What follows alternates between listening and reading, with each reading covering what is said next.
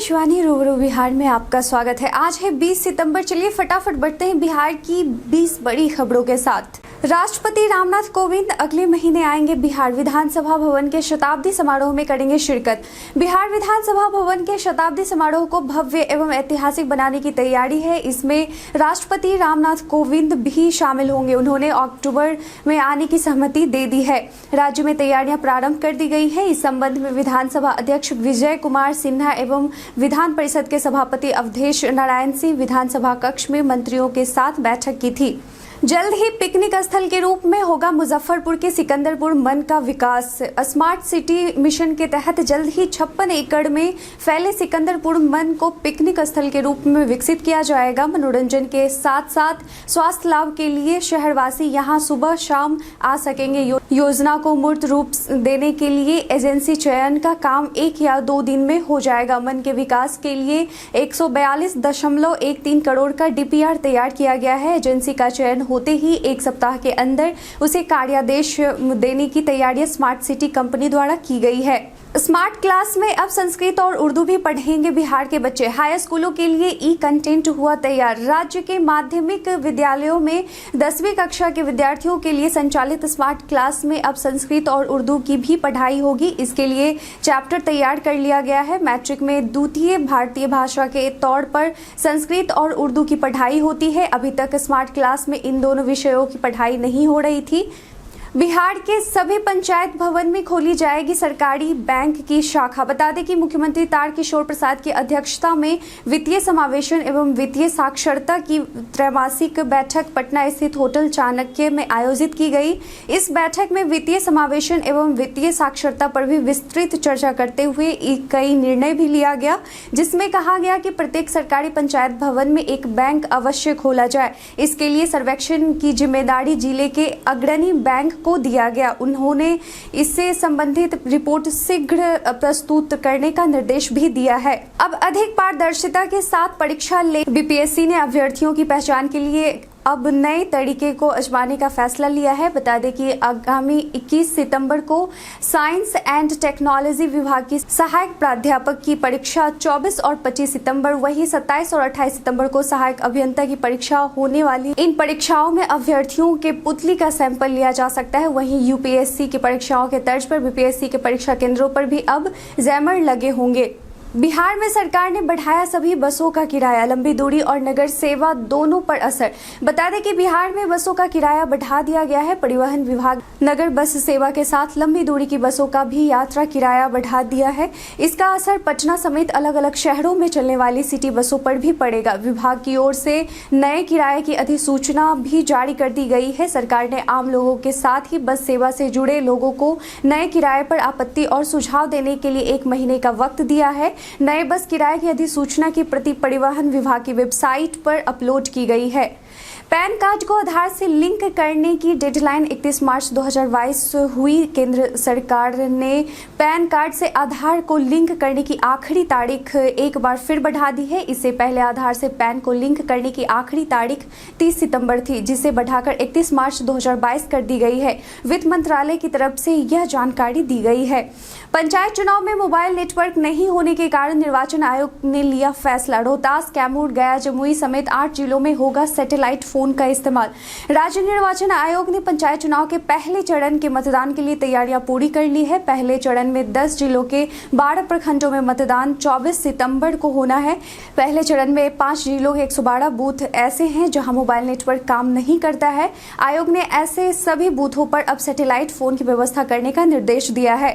बिहार में 3.5 करोड़ लोगों को सरकारी योजनाओं से जोड़ने की तैयारी। सभी श्रमिकों का होगा रजिस्ट्रेशन। बिहार के असंगठित क्षेत्र में कार्यरत 3 करोड़ 39 लाख श्रमिकों के निबंधन के लिए विशेष अभियान शुरू किया है। ई श्रम पोर्टल पर निबंधन के लिए पंचायत स्तर पर कार्यरत कॉमन सर्विस सेंटर के माध्यम से श्रमिकों का निबंधन कराया जा रहा है। इन श्रमिकों का डाटा बैंक भी बनाएगा ताकि श्रमिकों के कल्याण से जुड़ी योजनाओं का लाभ उन्हें दिया जा सके। श्रम संसाधन मंत्री जीवेश कुमार ने ई श्रम पोर्टल पर निबंधन हेतु विशेष अभियान की शुरुआत करते हुए कहा कि कॉमन सर्विस सेंटर के माध्यम से श्रमिकों का निबंधन का लक्ष्य प्राप्त किया जाएगा। पटना एयरपोर्ट पर आधारभूत संरचनाओं का विकास तेजी से हो रहा है। विस्तारित टर्मिनल भवन का निर्माण अब अंतिम चरण में है। नए टर्मिनल भवन के बन जाने के बाद पटना एयरपोर्ट की क्षमता लगभग दोगुनी हो जाएगी। इसके बाद यात्रियों के लिए कई सुविधाओं का विकास होगा। बता दें कि पटना एयरपोर्ट पर 3 नए स्टेज हैंगर में से एक का निर्माण पहले ही पूरा किया जा चुका है। बाकी बचे 2 का निर्माण चल रहा है, जो मार्च 2022 तक पूरा हो जाएगा। सरकार का आदेश, सरकारी पदाधिकारी या कर्मचारी के खिलाफ मुकदमा करने से पहले लेनी होगी इजाजत। बिहार सरकार एक पुराने आदेश का हवाला देते हुए शिक्षा विभाग ने राज्य के सभी शिक्षा पदाधिकारियों को निर्देशित किया है कि किसी भी सरकारी पदाधिकारी या कर्मचारी के विरुद्ध आपराधिक मामला दर्ज करने से पहले सरकार से इजाजत जरूरी है। आदेश में कहा गया है कि सभी मामले आपराधिक नहीं हो सकते। इस मामले में स्पष्ट है कि नियोजक सरकार है तो सरकार ही कार्रवाई की प्रकृति तय करेगी। काउंटिंग में गड़बड़ी को रोकेगा OCR। पहली बार EVM से हो रहे पंचायत चुनाव को लेकर निर्वाचन पूरी सतर्कता बरत रहा है। निष्पक्ष और पारदर्शी चुनाव संपन्न कराने के लिए आयोग इस बार तकनीकी का भी खूब इस्तेमाल कर रहा है। मतगणना के दौरान किसी भी तरह की गड़बड़ी रोकने के लिए आयोग इस बार optical character recognization OCR machine का उपयोग करेगा, जिससे काउंटिंग के साथ ही आयोग को इसकी जानकारी मिल जाएगी। पटना मंडल के प्रधान डाकघर में 200 एजेंटों को मिलेगा जॉब। बीमा ग्राहकों के लिए भी अच्छी खबर।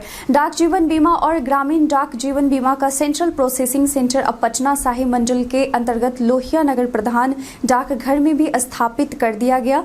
सेंटर के स्थापित होने से डाक जीवन बीमा और ग्रामीण डाक जीवन बीमा के ग्राहकों को त्वरित सेवा मिल सकेगी। साथ ही दावों का स्थानीय स्तर पर त्वरित निपटारा हो सकेगा। उन्हें बिहार शरीफ, बांकीपुर और पटना GPO नहीं जाना पड़ेगा। इसके साथ ही Lohia Nagar central processing centre के अंतर्गत 200 डायरेक्ट एजेंटों की नियुक्ति की जाएगी। CBSE ने राष्ट्रीय शिक्षक पात्रता परीक्षा CTET के 15वें संस्करण के लिए नोटिफिकेशन जारी कर दिया है। इसमें शामिल होने के लिए 20 सितंबर से ऑनलाइन आवेदन स्वीकार किए जाएंगे। 19 अक्टूबर तक इच्छुक अभ्यर्थी वेबसाइट ctet.nic.in के माध्यम से आवेदन कर सकते हैं। परीक्षा 16 दिसंबर से 13 जनवरी के बीच आयोजित की जाएगी। चुनाव कार्य से पंचायत कर्मी मुक्त होंगे, आयोग से विभाग का आग्रह। बिहार में पंचायत चुनाव कार्य से पंचायती राज के पदाधिकारियों और कर्मचारियों को मुक्त रखने का आग्रह राज्य निर्वाचन आयोग से किया गया है। पंचायती राज विभाग ने इसको लेकर आयोग को पत्र लिखा है। विभाग ने कहा है कि चुनाव कार्य में इनकी प्रतिनियुक्ति किए जाने से विभागीय कार्य प्रभावित होंगे। विभाग ने अनुरोध किया है कि चुनाव कार्य से कर्मियों को मुक्त रखने का निर्देश आयोग अपने स्तर से जारी करे। BPSC ने स्थगित की 2 परीक्षाएं। बिहार पंचायत चुनाव को देखते हुए लिया गया निर्णय। BPSC 24 एवं 25 सितंबर को होने वाली सहायक अभियंता असैनिक प्रतियोगिता परीक्षा को अगले आदेश तक स्थगित कर दिया है। इस बाबत अधिसूचना भी जारी कर दी गई है। सड़क परिवहन और राजमार्ग मंत्री नितिन गडकरी ने कहा कि सरकार फ्लेक्सी इंजन लगे वाहन निर्माण की नीति बनाई जा रही है ताकि लोगों को पेट्रोल डीजल की जगह एथेनॉल का विकल्प मिल सके।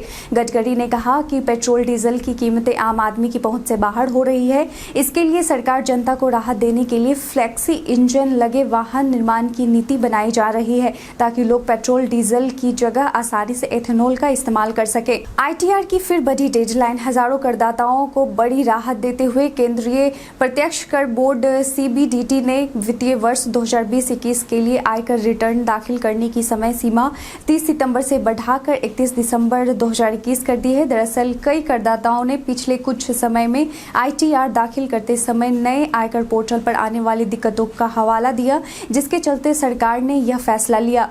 अप्रेंटिस पदों पर बम्पर भर्तियां। साउथ ईस्टर्न कोल फील्ड्स लिमिटेड SECL कोल इंडिया लिमिटेड की सहायक कंपनी ने अधिसूचना जारी कर पदों पर भर्ती के लिए आवेदन मांगे हैं। SECL ने अपनी आधिकारिक वेबसाइट seclcil.in पर भर्ती के लिए अधिसूचना प्रकाशित की है। इच्छुक और योग्य उम्मीदवार आधिकारिक वेबसाइट पर जाकर 5 सितंबर तक पदों के लिए आवेदन कर सकते हैं। इसके साथ ही चलते हैं आज के सवाल की ओर। आपके जिले में पर्यटन स्थल के तौर पर घूमने के लिए कौन कौन सी जगह है?